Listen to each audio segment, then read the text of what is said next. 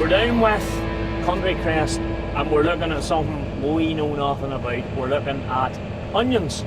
That's normally something I call someone I don't like, you onion, but no, we're actually looking at onions. But we haven't met Thomas yet. This is Thomas, and Thomas is Country Crest farming manager, or whatever you want to. Well, how would you describe what you do, Thomas? Well, that is my job title, farm manager. Just basically day-to-day operations on the farm. More so on the tillage end of the farm. Yeah. So it's anything to do with grain, potatoes, onions, anything at all. What's all happening in this field? Because the GRASSMEN, obviously, we've been down, we've met Michael, we've met Carl, we've met Gareth at the spots now, obviously. Any of those times we were down, you were I think you were tied to the office. Any of those other times we were down, now you have the office with you. You have the laptop here, you have the diary here. We'll get into this tractor a wee bit later on, the ins and outs of it, but like, I'm not being smart here, but you're not exactly busy.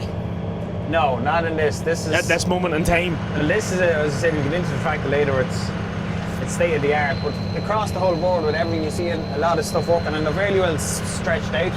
Basically, from the beginning, this was ploughed a week ago. So now at the moment, you can still see it's kind of still where he's ripping it. It's still coming up fresh enough. So basically, he's ripping it just to get all the whatever's underneath up. So this other black 939 is effectively it's just like a run through with a ripper. It's just running toes through that ground. Trying to get what's underneath that's still wet, get it up and get it drying. The next tractor after that is just he's rotavating the 939, and basically it's just to again break down the ground. And again we tried to get him ahead of us, so it's by the time the second rotavator gets to it, it's breaking down, it's drying out a bit. Every little bit helps. What is your job? What are you doing? I know you're putting up the ridges, and we're not being funny. We know where de-stoners come in, but how important is this for onions, de-stoning? How important is... Well, it's all, the first thing this, and that's the reason why the GPS is needed in this job in particular, is this is setting the exact width of everything and following behind. So all your harvesters, your seeders, your de-stoners, they're all set to an exact 72 inch. So everything has to be perfectly in line. Now the straightness is just a bonus of it, but it's more the actual exact width that we're looking for. Ooh, she felt that. Oh yes. So would you. Not at all. I'm a donkey. I'm designed for heavy pulling. You want to see me out in the bar? So then you're setting up the ridges, and what you're pulling up 3 there.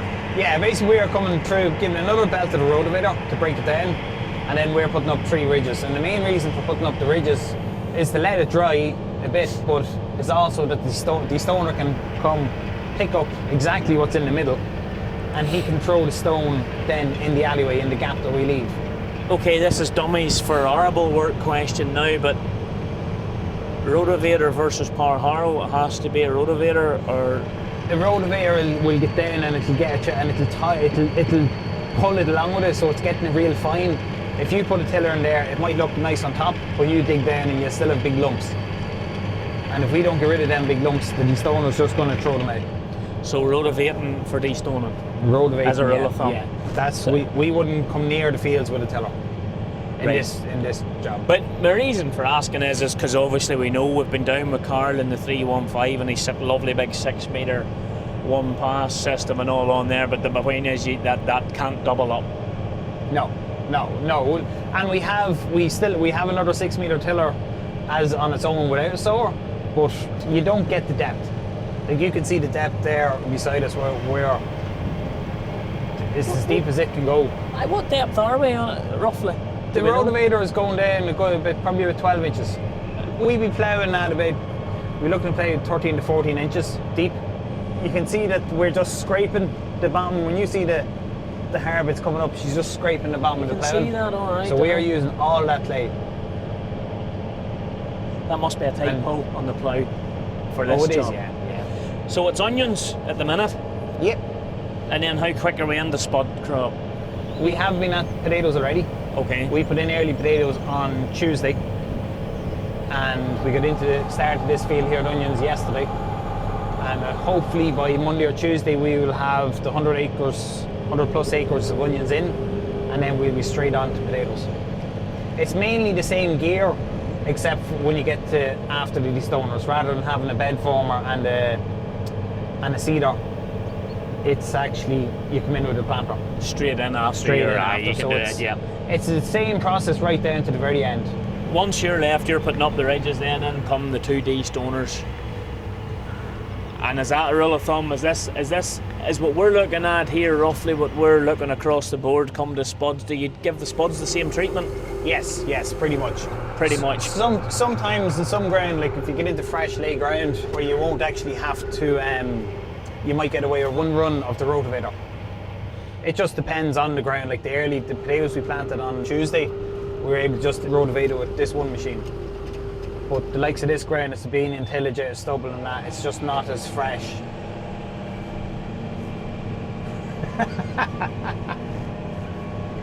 I don't do it. All I do is steer.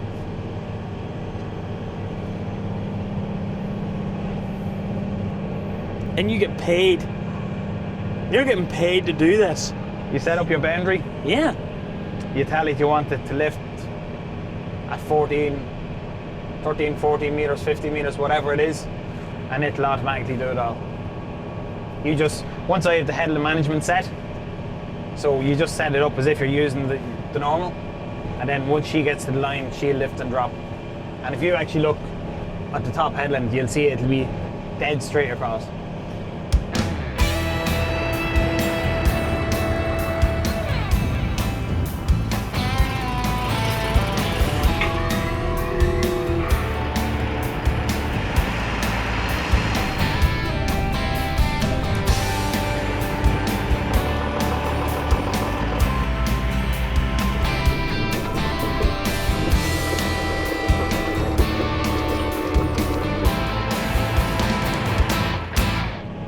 Now, I am no expert in onions. I don't even really like onions. But I took a wee look at the planter. Yes. That's not normal, but this is a special seed that's getting in today, or Yeah, it's a primed seed, and it's actually the first year we've used it. And the idea is that the seed is really ready to germinate. So once it goes into the ground, gets a tiny bit of moisture, it will germinate. Mm-hmm. It's a little bit more expensive, but it means when it's ready, as soon as it'll start off straight away. You've seen the size of the seed. It's crazy to think the onion comes from it, isn't it? I thought it would be like a spud where you literally plant a little spud. We do that as well. Okay. We do two crops. We do seed. We'll do about 40 acres, just over 40 acres of seed this year, and then we'll have just over 60 acres of sets. And the sets are basically a little small bulb onion, as you'd be familiar with. And that will harvest about, could be 2 months earlier than this crop here.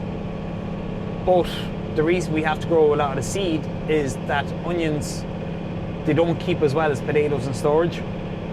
So if we put in all our set crop and grow only sets, it would mean that when it comes to storage, we'd have to get rid of the crop quicker. So this time of year, we'd have no seed, we'd have no onions in store. Harvesting onions is basically like combining. You need dry weather, and it has to be no dew, no dampness at all.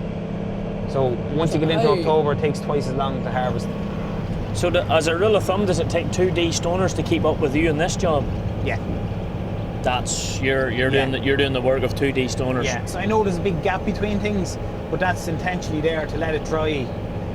Like when you look across, you can see that where we're coming up is fairly fresh. You can see where the stoners there are starting to white already.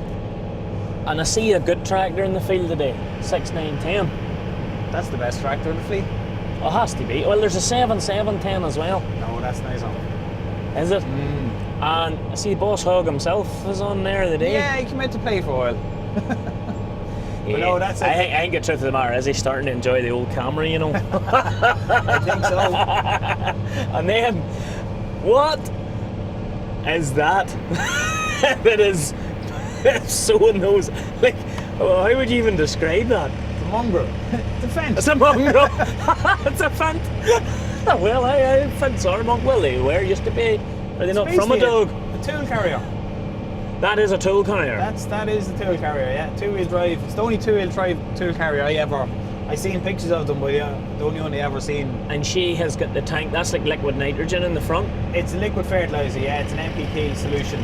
It's just basically a starter fertilizer. So basically, if it starts to grow, once it gets down a bit, maybe an inch, half an inch or an inch below the seed. So once it hits that, you will see it overnight. And how many? So how does onions come? How are they sown? Like, is there, you know, the way like maize or anything has all the certain type of spacing, and you know, what way is that onion seed dropping out? Is there like? It's on a disc, which is it's a precision. One little seed precision machine. Yeah. You have a disc and you have loads of little holes. The air is sucking the seed to it. So as you watch the wheel go round, you'll see one seed, and when it gets to a drop, there's a little scraper knocks it off. Now that machine there is set to plant 620,000 seed per hectare. Oh, but they're tiny. They're tiny, but they all grow into an onion. And it is quite like a maize planter. Then I've got that right. It is their principle is the same. Yes. They're sucking it. There's the wee leg, and as the wee leg comes up, it's on it, and as it comes down, it's drop out, and that's. And the only way for you to adjust the seed rate is to change cogs, or there's just on both sides of the oak. There's just two little settings you can change. You have 1 to, I think it's 1 to 8 is your options, but you can change it within that. And every one will be an exact, like, so it's like if you're like 620,000, one notch in that there could be knocking a bag 40,000 seeds type Exactly. of thing. Same. And then if you want to go to any forward, maybe a different crop, you might want totally different. You'll actually put in a different disc. And you're putting ordinary fertilizer on as well, because Michael's doing that with a 6-9-10. He's got the fertilizer in the front, and then obviously he's setting up the bed for the sower. So what's he putting on? NPK? Or he's putting on another NPK, and it's that'll be its main fertilizer. So that's the main fertilizer that the crop will need. The liquid's for the boost or for the speed. The liquid is just basically to get it going.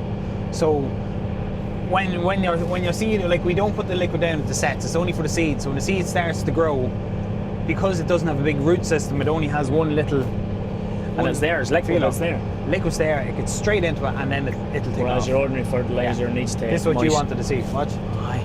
So this is light blue line.